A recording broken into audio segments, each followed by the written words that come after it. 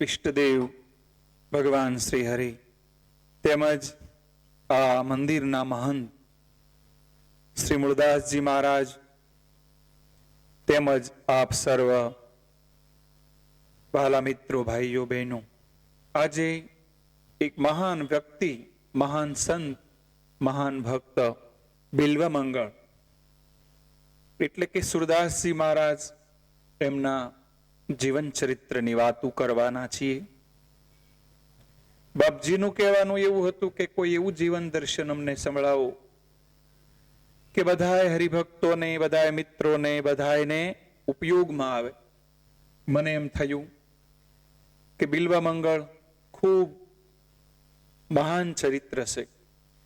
એમનું જીવન બહુ સુખ દુઃખથી અને કાવા દાવાથી ભરાયેલું. ખૂબ સારા પરિવાર એટલે કે બ્રાહ્મણ પરિવારમાંથી જન્મેલા અને છેલ્લે ઘણાય એમના અવગુણો આવેલા અને પાછા ભગવાનના ભક્ત પણ મહાન બની ગયા અને ઈશ્વર પણ મળેલા. તો કોઈ પણ વ્યક્તિ કોઈ પણ જગ્યાએથી કદાચ પોતાના સ્ટેન્ડ ઉપરથી જો નીચે આવ્યો હોય તો સુધરવાનો અમૂલ્ય તક અને મંગળ થાય એવું એક આ ચરિત્ર એટલે સુરદાસજી મહારાજનું ચરિત્ર. તો હવે આપણે કોઈ જ વાત ન કરતા આપણે મહાન ભક્તરાજ બિલ્વમંગળ એટલે કે સુરદાસજી મહારાજની કથા ઉપર આપણે જઈ રહ્યા છીએ. હવે આપણે સુરતને ભૂલીએ અને હવે આપણે આવીએ સુરદાસજીની કથાની ઓર. કલકલ કરતા યમુના મહારાણી વહી રહ્યા છે. ચારે તરફ નીરવ શાંતિ છવાઈ ગઈ છે. લીલાસમ ખેતરોમાં સારસ અને બેલડીઓ મુક્તપણે વિહાર કરી રહ્યા છે. યમુના માતાને કિનારે એક નાની એવી બંગલી છે. આસપાસ આંખોને હૈયે ઠારે એવો એક સરસ મજાનો એક નાનકડો બાગ છે. કુદરતના રમકડા સમાન અનેક પંખીઓ એમાં આનંદ કિલ્લોલ કરી રહ્યા છે. નાનકડી બંગલીમાં આજે મિત્રોની મસ્તી ભરી મહેફિલ જામી છે. સવામણ રૂની તવાઈઓ ઉપર યુવાન બિલ્વમંગળ યુવાન મિત્રોની વચ્ચે વીંટળાઈને બેઠા છે. સુંદર મજાના રેશમી વસ્ત્રો એમને પરિધાન કર્યા છે. ગળામાં સુગંધી પુષ્પની માળા પહેરી છે. આજે એમનો જન્મદિવસ છે. જન્મદિવસની ખુશાલીમાં નાચ ગાનના જલસા માટે સુપ્રસિદ્ધ ગણિકા ચિંતામણી એને ત્યાં એમને આમંત્રણ આપેલું. વર્ષગાંઠ આવે ત્યારે આપણે બધા ખૂબ ખુશ થઈએ અને એ દિવસ આનંદ પ્રમોદ કરીએ, મિત્રોને આનંદ આપીએ, મનગમતા ભોજન જમાડીએ. પણ જરા ઊંડાણથી વિચાર કરવામાં આવે તો આ બધું જ નિર્થક લાગશે. બાળકનો જન્મ થાય, 1 વર્ષ પૂરું કરીને બીજા વર્ષમાં પ્રવેશ કરે, એનો અર્થ એ થયો કે એની જિંદગીમાંથી એના 1 વર્ષ ઓછો થયો. પ્રતિ પળે પળે એમની જિંદગીમાં આંખ ઓછા થાય. એનું શું? આપણી એક એક ઘડી અમૂલી છે. અંગ્રેજીમાં કહેવત છે ટાઈમ ઇઝ મની, પણ સમય તો 100 સોનાના સિક્કા આપવા છતાંય પાછો આવતો નથી. એ અમૂલ્ય છે. સમયનું મૂલ્ય મૂલવવા ખાતર જ આપણે પ્રસંગે પ્રસંગે એમ કહીએ છીએ એક એક ઘડી લાખેણી વહી જાય છે.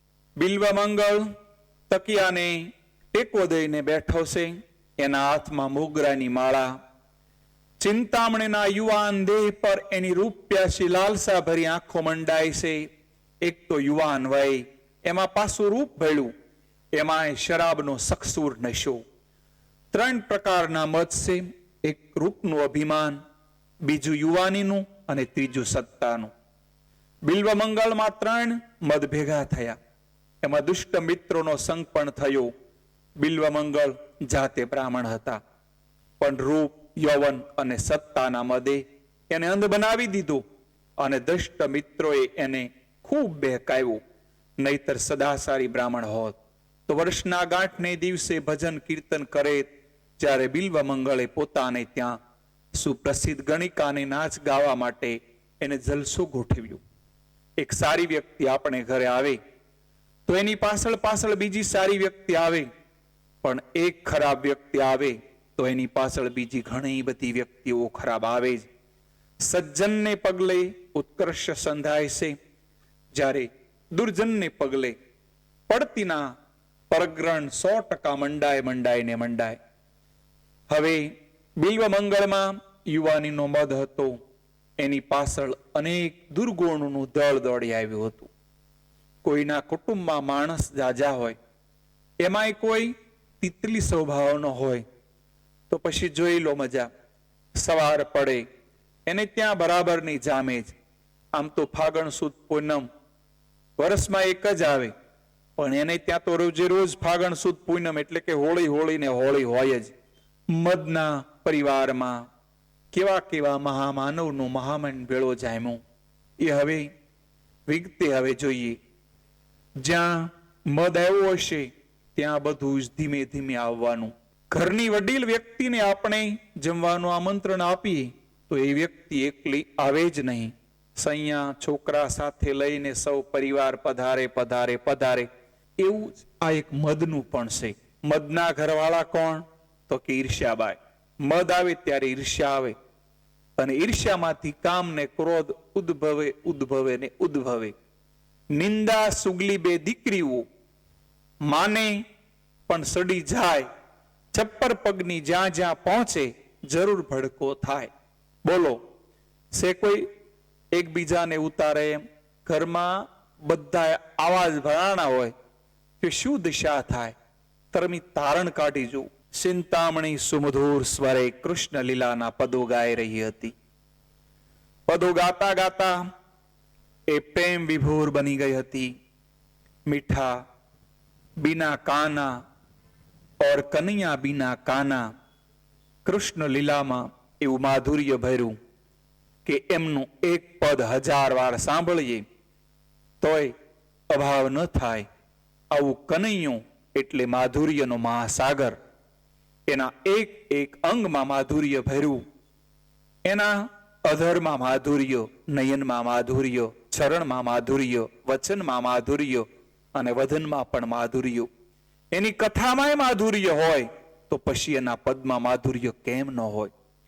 એક તો ચિંતામણીનો કંઠ મધુર હતો, અને એમાં પાછું કનૈયાનું પદ એમાં ઉપાડ્યું. એના શબ્દે શબ્દે નર્યું માદક અને મારક માધુર્ય ટપકી રહ્યું હતું. ચિંતામણી કૃષ્ણ લીલાનું પદ ગાતા ગાતા ભાવમાં મસ્ત બની ગઈ.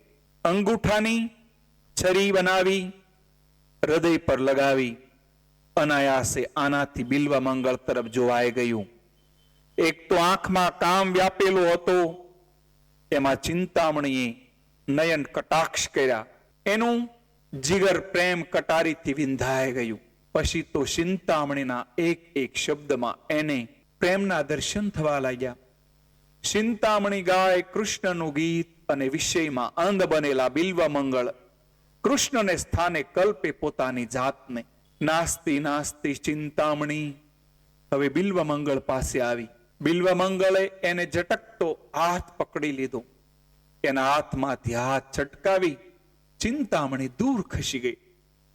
ચિંતામણી ગણિકા હતી, નાચગાન કરી પોતાની ઉદર નિર્વાહ કરતી, પણ વિષયમાં અન્ન બનેલા બિલ્વ મંગળ એમ જ સમજતા હતા કે પૈસાની લાલચમાં ચિંતામણી પોતાની જાતને પણ વેચતી હશે.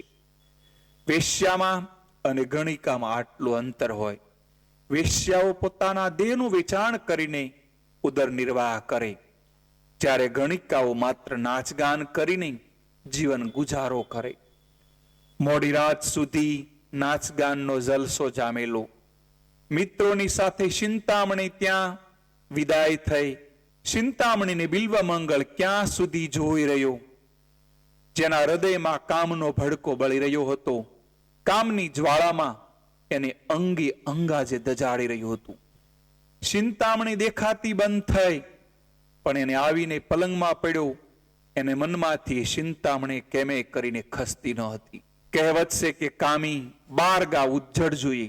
જ્યારે હૃદયમાં કામરૂપી શેતાન સળગ્યો ત્યારે માણસ સારા સારાનું ભાન પણ ભૂલી જાય છે. જીભને જીતાય, ક્રોધને જીતાય, પણ કામને જીતવું મહાદુષ્કર્મ છે. એટલે તો મહાપુરુષો ઢોલ પીટી પીટીને કહે છે કે આ કામ જીતવું મહાદુષ્કર છે. જેણે કામ જીત્યો તેણે જગત જીત્યું. ભલભલાને આ કામે પચાડી નાખ્યા. કારણ કે જ્યાં એને પગરણ મંડાણા ત્યાંથી વિવેક જાય, વિનય જાય, ભાન જાય, શાન, આ બધું એમે ભૂલાઈ જાય છે. ચિંતામણી વિના બિલ્વ મંગળને ચેન નથી. ઊંઘવા પ્રયત્ન કરે પણ એને ઊંઘ આવતી નથી. પથારીમાંથી ઉઠીને એ અગાશીમાં આવ્યા. ચારે તરફ અંધકાર હતો. શ્રાવણી મેઘલીની રાત હતી. ઘડીએ ઘડીએ આકાશમાં વીજળી ઝબકતી હતી. એક જોરદાર વીજળીને ઝબકારો થયો. એની નજર દૂર દૂર સુધી પહોંચી ગઈ. ક્યાંય ચિંતામણી દેખાણી ન હતી. એને વિચાર સડ્યો, અરે એટલી વારમાં તો એ યમુના ઓળંગીને સામે પાર પહોંચી ગઈ. ફરી પાછા બિલ્વ મંગળ પથારીમાં પડ્યા. ચિંતામણીનો એક એક શબ્દ એના મદમાં ઘૂંઘરાતો હતો. કાતિલ કટારી ખરેખર ચિંતામણી તે પ્રેમની કટારી મારી અને પવનનો જોરદાર ઝપાટો આવ્યો અને બંગલીના બારણા હલબલી ઉઠ્યા. સાથે સાથે ઠંડો પવન ફૂંકાણો. વીજળીના કડાકા ભડાકાની સાથે જોરદાર વરસાદ શરૂ થયો. વરસાદની માદક હવાઈ બિલ્વ મંગળના હૈયાના કામનો ઓર મહેકાયો. રેશમની રજાઈઓ ખૂણામાં ફંગોળી અને સડસડાટ કરતા બંગલીને બહાર નીકળી ગયો. વરસાદમાં વસ્ત્રો ભીંજાય છે પણ એની લેશ માત્ર પરવા નથી. ચિંતામણીના આવાસ હતો ત્યાં વંટોળિયાની વેગે હવે બિલ્વ મંગળ આવીને ઉભો. વચમાં યમુનાજી વહી રહ્યા હતા. ઉપરવાસમાં અધિક વરસાદ થવાથી યમુનાજીના બે કાંઠે પાણી વહી રહ્યું હતું. સામે પાર જવામાં કોઈ સાધન પણ ન હતું. પણ હવે કરવું શું? અત્યારે મોડી રાત્રે નૌકા લાવવી ક્યાંથી? આવા વિચારમાં એ ક્યાંય સુધી ત્યાં ને ત્યાં જ ઉભા રહ્યા. ત્યાં તો યમુનાજીમાં કોઈ મળદું તણાતું આવતું જોયું. જોતા જ એને આનંદનો પાર ન રહ્યો. મનોમને બબડ્યું, ચિંતામણી તું તો ખરેખરી મણી છે. ચિંતા મારી તું બહુ જ કરે છે. મારી કાજે આજે તે હોડી મોકલી. બરાબર તે અવસરે જ મીઠી પવનની લહેરમાં સમરણ તારું મીઠું મીઠું મને થાય છે. તું જ પ્રેમ કેરા પંથમાં મરણ એ પણ મને મીઠું દેખાય છે. મરદાને હોડી માનીને એના પર એ સડી બેઠા. આંખના પલકારામાં તે સામે પાર આવ્યા. દોડતા દોડતા એ ચિંતામણીને આવાસે આવ્યા. એકી શ્વાસે આવાસની ચારે તરફ એ ઘૂમી વળ્યો. પ્રવેશવાનું કોઈ દ્વાર ખુલ્લું ન હતું. હવે આવાસમાં પ્રવેશ કેવી રીતે કરવો? ત્યાં તો વીજળીનો ઝબકારો થયો. એની નજર રેશમનો દોરો પડ્યો. એ આનંદી ઉઠ્યો. વાહ વાહ ચિંતામણી, દ્વાર બનશે. પણ તે અટારી પર સડવા માટે રેશમનો દોરો બાંધી રાખ્યો. મારે માટે તો કેટલી તું તકેદારી રાખે છે.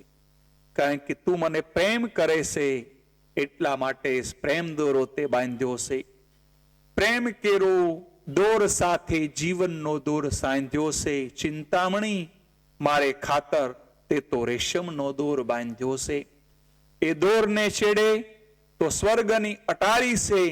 એ સ્વર્ગમાં પ્રવેશું છું એ ચિંતામણી તારે આભારી છે. સલાંગ મારીને એણે રેશમનો દોર પકડી લીધો. એને સહારે સહારે અટારી ઉપર એ ચડી ગયો. બનેલું એવું કે કોઈ મહાવિષધર સર્પ જળથી બસવા ચિંતામણીના આવાસમાં ભરાયેલો હતો. બિલ્વ મંગળે ત્યાંથી આવીને ચિંતામણીએ સુવાની તૈયારી કરી ત્યારે અટારી આગળના બારી બારણા વાંસવા માંડ્યા. ત્યારે પેલા વિષયધર સર્પનું મુખ બારણા ફસાઈ ગયું અને સર્પનું બાકીનું અંગ બહાર લબડી રહ્યું હતું. એ જ આ રેશમનો દોરો હતો. સર્પ ચિંતામણી ચિંતામણી કરતા બિલ્વ મંગળે અટારીમાંથી અંદરના ખંડમાં પ્રવેશ કર્યો. ઓશિંતો અવાજ આવતા ચિંતામણી ઝબકીને જાવી ગઈ. પૂછ્યું, અરે કોણ છો? એ પ્રેમનો પૂજારી બિલ્વ મંગળ એકદમ ત્યાં દોડી ગયો. બોલ્યો, સામે ઉભા છો, તારી હજુરી આ પ્રેમ દીવાની ચિંતામણી ઘડીભર માટે એકીટસે નિહાળી રહી. બિલ્વ મંગળનું મન કામમાં વિહવળ બની ગયું હતું, એટલે પોતાના મનોકામના વ્યક્ત કરવા માંડી. આ પ્રેમ દીવાની વાતો સાંભળીને ચિંતામણી મનમાં ને મનમાં આંચવા લાગી. ચિંતામણી, તું તો મારા હૃદયનો છે મણી, હું શું પ્રેમનો પૂજારી, તને મેં પ્રેમની દેવી ગણી. પ્રેમના પુષ્પો, પ્રેમને પકવાન, પ્રેમના પંખા નાખું. ચિંતામણી, તારા કાજે તો પ્રાણ પણ અવારી નાખું. ચિંતામણી સમજી ગઈ, મારા રૂપ પાછળ દીવાનો પાગલ બની ગયો છે, એટલે એકદમ ગંભીર બની ગઈ અને પૂછ્યું, બિલ્વ મંગળ, મારે માટે તો મેં હોડી તૈયાર હતી, પણ તું નદી પાર કરીને અહીં આવ્યું કેવી રીતે? ચિંતામણીનો પ્રશ્ન સાંભળતા જ બિલ્વ મંગળ ખડ ખડ ખડ ખડખડાટ હસવા લાગ્યું અને કહે, અરે આટલામાં તું ભૂલી ગઈ કે મારા માટે તે હોડી મોકલી ન હતી? હોડી તારા માટે? ચિંતામણી એકદમ અસંભામાં પડી ગઈ. હા હા, મારે માટે. તને ખાતરી ન થતી હોય તો ચાલ, ખાતરી કરાવું. એમ કહીને બિલ્વ મંગળ યમુનાને તીરે ચિંતામણીને લઈને ત્યાં આવે છે. જે મળદા પર બેસીને પોતે અહીં આવ્યા હતા એ મળદું બતાવ્યું. ચિંતામણીએ કહ્યું, અરે પ્રેમ દીવાના, જરા જુઓ તો ખરા, શું આ હોડી છે કે ફૂલી ગયેલી આ બોડી? કામી કામમાં અંધ બને ત્યારે એને કશું જ દેખાતું નથી. એ સાવ સાચી વાત છે. હે મળદું? બિલ્વ મંગળ પણ ચોંકી ઉઠ્યું. તું મારા આવાસમાં પ્રવેશ્યો કેવી રીતે? આવાસમાં પ્રવેશવાના બધા દ્વાર તો મેં બંધ કર્યા હતા. કેમ ભૂલી ગઈ? મારે માટે તો આ તે રેશમનું દોરડું બાંધ્યું હતું. રેશમનું દોરડું? ચાલે એ પણ બતાવ.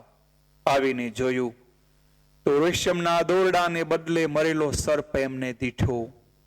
બિલ્વ મંગળ કહે, જોઈ લે આ દોરડું કે આ મરેલો સાપ? બિલ્વ મંગળ નીચું જોઈ ગયા. ચિંતામણી એને ઉદ્દેશીને કહેવા લાગ્યા, પૂજારી તો ઘણાય છે, પણ દેવ કઈ રીઝતા નથી. પ્રેમની કેવળ ચેષ્ટા કર્યાથી દેવ કઈ મળતા નથી. વળી તારા પ્રેમમાં તો વાસનાની ગંધ છે, વિષયમાં છે આંધળો, તારા અંતર સક્ષુ બંધ છે. બિલ્વ મંગળ મળદાને તે હોડી માની લીધી. મરેલા સર્પમાં તને દોરડું દેખાણું, બીજું કાંઈ નહીં, પણ તારા હૃદયમાં કામમાં જે પ્રવેશ કરેલો એ જલવંત અગ્નિ ભડકી રહ્યો, એને લીધે જ આ બધી તને જે નિશાની દેખાણી, તે જ આ તારા કામની નિશાની છે. આપ જેવા જગતને દેખે હૃદયને એ દર્પણ છે. પાપીઓ તો પાપીઓને દેખે પાપીતણા એ પર્વત છે. દીવાના પોતે બની કહે છે દુનિયા બધી દીવાની છે. પરસ્ત્રી પર કુદ્રષ્ટિ કરે એ પાપીની નિશાની છે. બિલ્વ મંગળ, તમે જરા વિચાર તો કરો, તમે કોણ, કોના દીકરા, તમે કયા કુળમાં જન્મા અને આવા પતનને પંથે વિચરી રહ્યા છો? કરમ ફૂટ્યા હોય એ જ આ ખોટા પંથે વિચરે. વિષ્ટાપણા એ કીડા કૂતરા થઈને અવતરે, ઘરે ઘરે ભટકે અને ટુકડાને આહાર છે. એવા નરોને હજારો નહીં, લાખો નહીં, કરોડો વાર ધિક્કાર છે. વિચાર કરો. બિલ્વ મંગળ, આપ યુવાન છો, પાછા બ્રાહ્મણ છો, વળી પાછા ભણેલા ગણેલા પણ છો, છતાંય તમે મનને વશમાં રાખી ન શક્યા. અડધી રાત્રે મારે માટે તમે છેક અહીં સુધી દોડી આવ્યા. જગતમાં રાજા એ જ છે કે જેણે નિજ મનને જીત્યું. જગતમાં ધનવાન એ જ છે જેણે ચારિત્ર્યનું ધન સિંચન કર્યું. જેમ દોલત વિનાની માનવી પશુ કે ગવાર છે, એમ ચારિત્ર્ય વિનાના માનવી એ જીવતો સમાર છે. બિલ્વ મંગળ, હું તો એમ માનું છું કે સમાર તો સારો, એ સામડાને શુદ્ધ કરે, પણ વિષયનો સમાર એ તો સામડામાં કુબુદ્ધિ કરે. જે નારી સ્તનની ખાણ ત્યાં પથ્થર તણી આશા કરે. આવા નરો જ્યારે મરે ત્યારે પથ્થર કૂટી કૂટીને મરે. મરે તો એવા મરે કે જગતની કાયમ મરે, અને મર્યા પછી પાછળથી કોઈ એમને યાદ પણ ના કરે. મનુષ્ય તંતણો હીરો અંતે લાકડામાં જાય છે. અમૂલો જે હતો એ હીરો તે આખરે મફતમાં વેચાય છે. તારો આ યુવાન દેહ જોઈ તો મનમાં ને મનમાં ફૂલાયા કરે છે, પણ તારા આ ગલગોટા જેવા યુવાન દેહ સદાયને માટે આવો ને આવો રહેવાનો નથી. જેમ આ યમુનાજીના જળ ચોમાસામાં બે કાંઠે ભરપૂર હોય અને પછીથી ઓસરવા માંડે, યુવાનીના પૂર પણ ઓસરવાનો સમય આવે. આ યુવાન સરિતા અને જીવન સરિતામાં ઘણું બધું સામ્ય છે. બિલ્વ મંગળ યુવાનીના મદમાં આજે તો ઉન્મત્ત બન્યો, પણ એટલું યાદ રાખજે કે તારી જવાની એક દિન જરૂર જરૂર જવાની. તુજ જોમ જુવાની તણું, આ કોણ જાણે ક્યાં જશે. થપ્પડ પડે જ્યાં કાળની, બકરી સમો તું ત્યાં થઈ જશે. મરદાઈનો ગરસ થાયનો, ફાકો બધો ઉતરી જશે. બાંધી મુશ્કેલાટ તુજને ઠાઠડીમાં લઈ જશે. તારિયા બાકી મૂછો, ગલગોટા જેવા ગાલ અને શરબતી આંખો, તને ચલોસલ અભિમાન, આ બધું એટલું પણ છે એ બધું ભૂલાય જશે. એક દિવસ તારું કાંઈ કામમાં નહીં આવે. અભિમાનમાં ફૂલ્યો ફેલ્યો વાહ ફૂક્યો તો વહી જશે. છે બાંધી મુઠ્ઠી લાખની, તે આજે ખુલ્લી થઈ જશે. મરણ અને પરણ નિશાની સાથ શ્રીફળ બંધાશે. એળે ગુમાવવું જીવન કઈ પાણીછું પકડાશે. ફૂલ સૈયા પર સુતેલો કાષ્ટ પર પડ્યા થશે. પહેરા ઘરેણા કિંમતી સંબંધીઓ આ બધા જ લૂંટી જશે. ઓઢ્યા દુશાલા શાલ અંતે ટુકડો એક રહી જશે. પરિવારમાં માએ જણ્યો એવો જ તું ત્યાં જશે. બિલ્વ મંગળ અહીંનું બધું જ અહીં રહેવાનું છે. જતી વખતે તારી સાથે શું આવશે ખબર છે તને? જીવનની સાથે જો કોઈ જતું હોય તો છે જીવનના સારા અઘરા બુરા કર્મો. સારા અગર નરસા કર્મોનું ભાતું સાથે લઈને જશે. હજી પણ બિલ્વ મંગળ ચિંતામણીના યુવાન દેહને એકટસે નિહારી રહ્યો હતો. બિલ્વ મંગળના સુતેલા અંતરને હવે ઢંઢોળવા માટે ચિંતામણી કડક શબ્દોમાં કહેવા લાગી, જાગીને તું જરા જાને રે અંતર અંધા. પુણ્યાએ પરવારી છૂકી આંખો તારી ગઈ ફૂટી. વાસનાએ લીધી લૂટી અંતર અંધા, જાગીને જોને. પ્રભુએ ઘડી જે નારી, એવી નારી બહેન તારી રે અંતર અંધા, તું જાગીને જોને.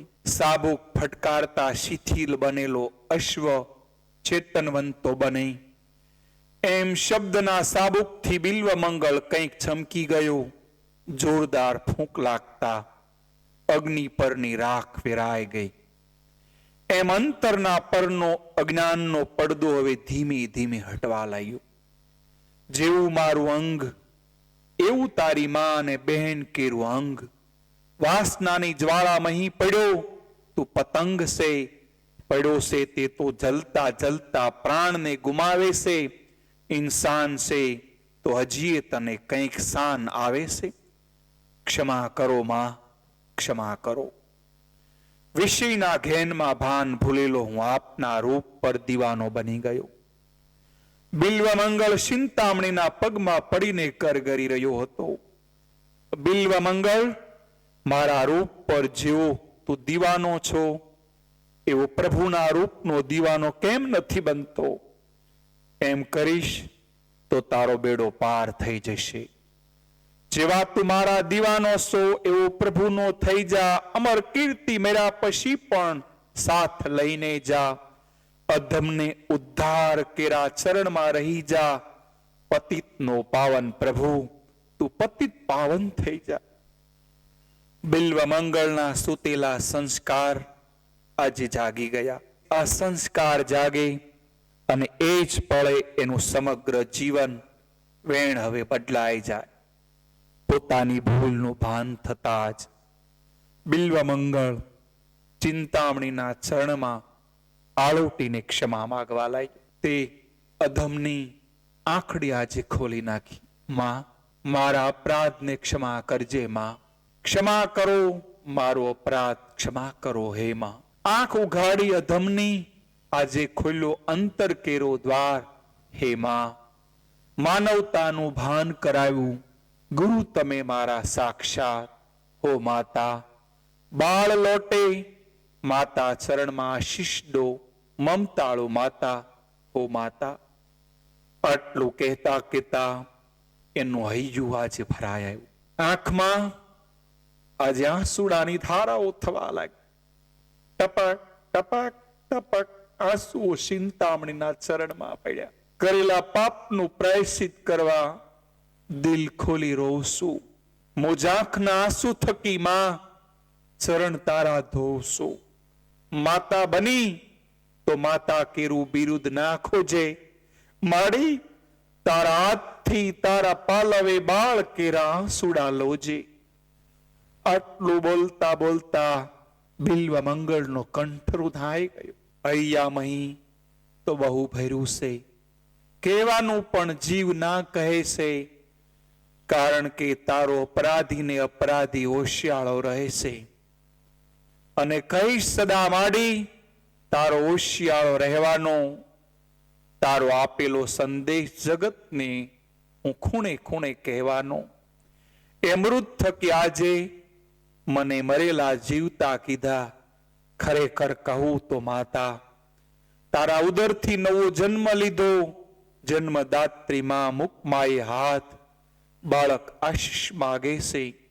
જીવનભરનો ઋણી, હવે અહીંથી જવાની મને રજા આપો. ચિંતામણીએ પોતાનો હસ્ત બિલ્વમંગળને માથે મૂક્યું. પ્રેમથી પૂછ્યું, કહો બિલ્વમંગળ, હવે ક્યાં જશો? બિલ્વમંગળ જળા થોથડાણા. ક્યાં જઈશ? હવે બીજે ક્યાં જવાનું? પતિત પાવન ભગવાન નંદનંદન જ્યાં વસતા હોય ત્યાં જ હવે જવાનું. ચિંતામણીના ચરણની રજ લઈ બિલ્વમંગળે માથે ચડાવી, ફરી ફરીને વંદન કરી, આંસુ ભરેલી આંખે સીધે સીધા જ ત્યાંથી હવે વૃંદાવનની વાટે પધાર્યા. એક ડગલું ભરે એના પાપ એને ડંખે. પાપી જીવનની યાદ આવતા જ આંખમાંથી શ્રાવણને ભાદરવાના વહેણ વહેતા. અરે, મેં આજ સુધી આ શું કર્યું?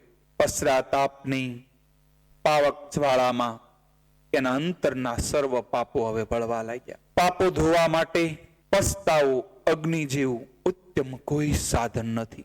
એટલે તો કવિ કલાપીએ પણ કહ્યું છે, હા, પસ્તાવું ઝરણું સ્વર્ગમાંથી ઉતર્યું, દિન પ્રતિદિન પસ્તાવાના વધતો ગયો. એમ એનું અંતર હવે શુદ્ધ થતું ગયું. શુદ્ધ અંતરમાંથી નવા નવા વિશુદ્ધ ભાવો વ્યક્ત થવા લાગ્યા. હવે તો એક એક ડગલે એને વાલાની યાદ આવવા લાગી. શ્યામ સુંદરની યાદ આવતા જ હવે કંઠ પણ ગદગદ થવા લાગતો, આંખોમાં નીર પણ ઉભરાઈ જતા. ચાલતા ચાલતા વ્રજભૂમિ આવી. બિલ્વમંગળે સાષ્ટાંગ આ ભૂમિને દંડવત પ્રણામ કર્યા. વ્રજની ગાયો જુએ અને ગોપાલ ભગવાન કૃષ્ણ એને યાદ આવે. કરદમ જુએ અને કનૈયાની યાદ આવે. દર્શન માટે હવે એનું અધીરું શરીર બન્યું છે. એક દિવસની વાત છે. બિલ્વમંગળ એક વૃક્ષની છાંયડે મસ્તીમાં બેઠા હતા. ત્યાં એમની નજર પોતાના રેશમી વસ્ત્રો પર પડી અને મનોબળ બબડી ઉઠ્યા. અરે, હજી મેં આ કિંમતી વસ્ત્રો પહેરી રાખ્યા? નહીં નહીં, હવે આ વસ્ત્રોને જોઈને તરત જ કનૈયાના સંબંધોને કહેવા લાગ્યા. બિલ્વમંગળે ઘર બારનો ત્યાગ કરી હવે ભગવી કંથા ધારી. એક દિવસ મસ્તીમાં ને મસ્તીમાં એ ચાલતા જતા હતા. મસ્તરામ મસ્તીમાં હોડોલે મનમાં આવે ને કઈ કઈ બોલે. કોપિન ધારી તો સાસા સુખિયા, દેશ અણગારી બને સૌ દુનિયા. વાસના કેરી તો વાસના આવે, પુનિત જીવનને એ ધન્ય કહાવે. બિલ્વ મંગળના હાથમાં માળા હતી, મુખમાં પ્રભુનું નામ. ચારે તરફ વૃંદાવનનો અનેરો વૈભવ ઝળકી રહ્યો હતો. ભારતના અનેક યાત્રીઓ, વ્રજવાસીઓ હોંશે હોંશે આવી રહ્યા હતા. યુવાન સ્ત્રીઓના કાટેલા શરીર જોતા જ એમનું મન મરકટ ફરી પાછું કુદાકુદ કરવા લાગતું. તન પરના વસ્ત્રો તો રંગાણા, પણ હજી આ મનમોહકના રંગમાં પૂરેપૂરા રંગાણા ન હતા. એને કરવું શું? અદક પાંસળિયું મન ફરી પાછું પાપ પંથકમાં ન પડે એટલા માટે પોતાની આંખોને સંબોધીને હવે કહી રહ્યા છે, આંખ જરા ધીરી અધીરી ના થતી, અંતે જારી ઉપર તું ના જતી. આંખ જરા ધીરી અધીરી ના થતી. આપણે રસ્તા ઉપરથી ચાલતા જતા હોઈએ ત્યારે આપણી આંખો કેટલી ઠેકાણે ડફોળિયા મારતી હોય. વિષયને ગ્રહણ કરવું એ આંખનો સ્વભાવ. પેલા નયન બગડે, પછી મન બગડે અને છેલ્લે જીવન બગડે. આંખનો સ્વભાવ છે એટલે સારું નરસું જોવાની. આમ ન બને એટલા માટે ફાંફા મારવાને બદલે આંખ ધરતી પર જ રાખવી. લોભાવની નજર કરનારો માનવ જાણે અજાણે દિવસમાં કેટલાય પાપો કરે જ. જોયા પછી મનમાં લાલસા જાગે એ પાપ છે. એ પાપના રસકણો છે. આ પાપ રસકણો જ હૃદયને પાપથી ભરી દેશે. મનની સાથે મથામણ કરતા કરતા હવે બિલ્વ મંગળ એક ગામને ગોંદરે આવીને બેઠા.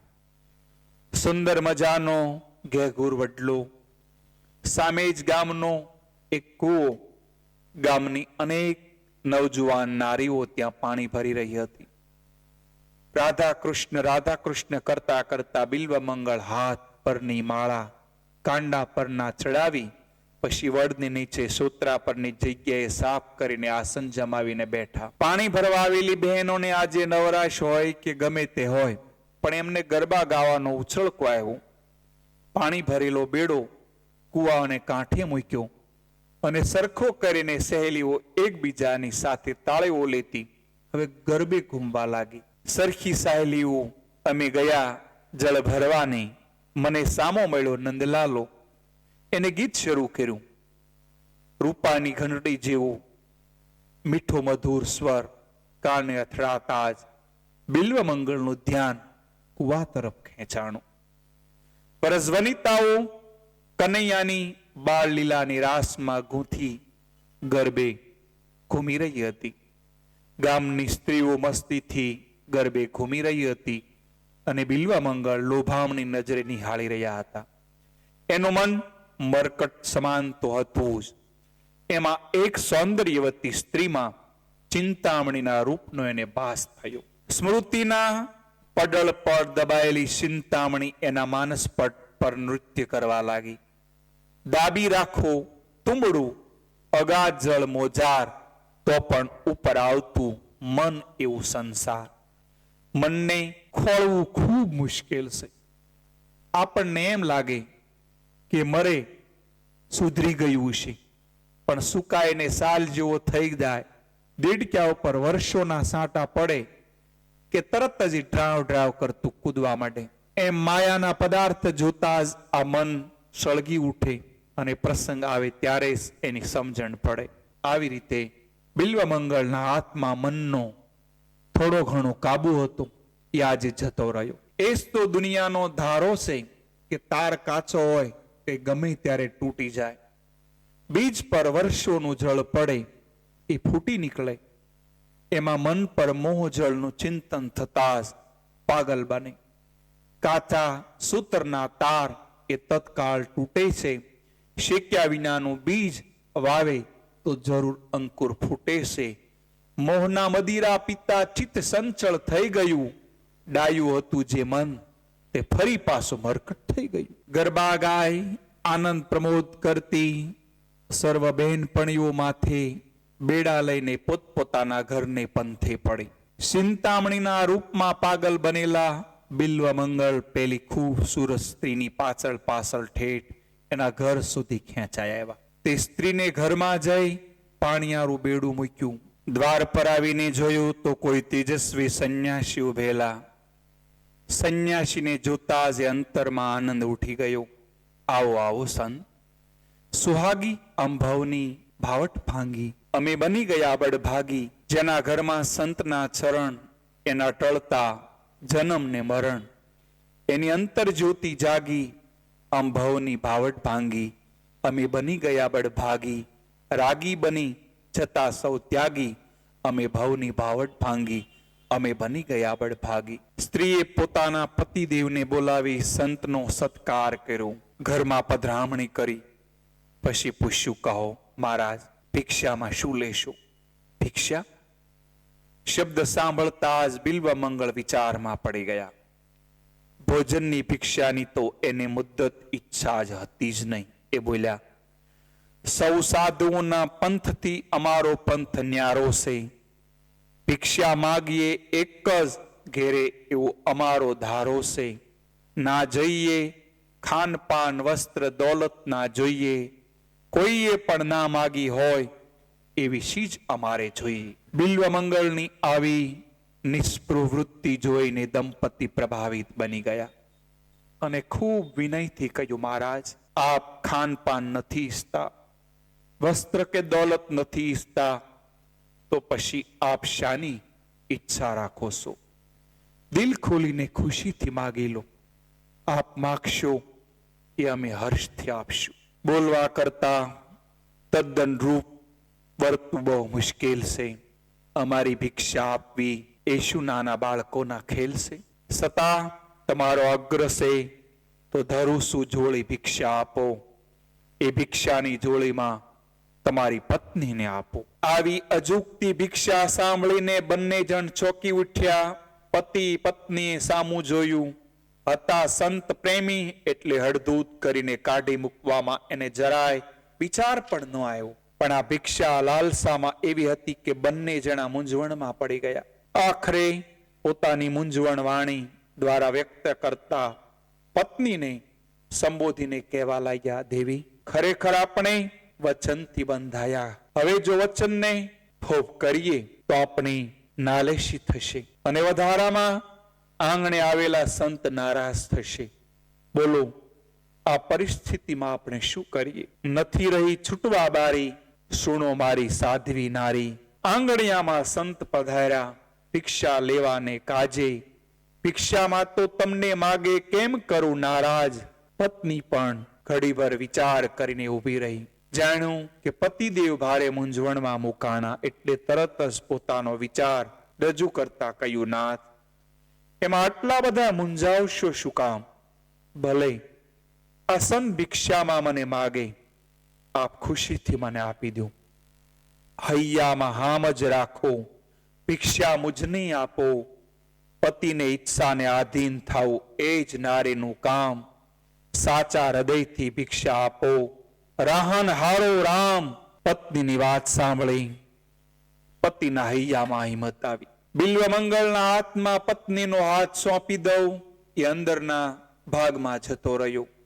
બિલ્વમંગળે કામુક દ્રષ્ટિથી તેણીને સામે જોયું અને હૈયાની વાત ઓઠે આવી ગઈ. ચિંતામણી સમજદાર સ્ત્રીએ બિલ્વમંગળને સણસણતો જવાબ માર્યો, મણી તો ઘણાય છે પણ ચિંતાથી ભરેલા છે. એ મણી તો સર્પના મસ્તક વસેલા છે. એ મણીને સ્પર્શ કરતા હજારો ડંખ વાગે છે.